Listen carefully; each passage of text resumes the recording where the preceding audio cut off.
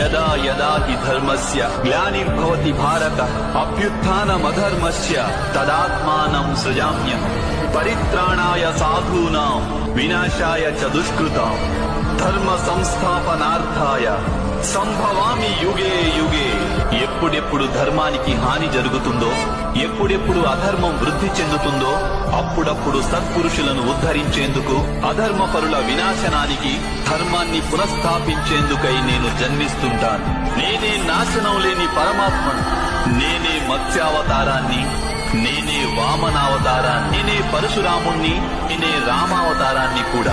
నేనే బ్రహ్మ విష్ణు మహేశ్వరులను, నేనే సరస్వతి లక్ష్మి పార్వతిని కూడా. నేను పురుషుడను కాను, స్త్రీని కాను, నపుంసకుడిని కాను. నేను శరీరాన్ని కాను, శరీర అవయవాలను కాను. నేను జ్ఞానాన్ని, సృష్టిని, చైతన్యాన్ని. నేను పరబ్రహ్మ. నేనే సర్వస్వాన్ని. అలాగే నేను ఏమీ కాను.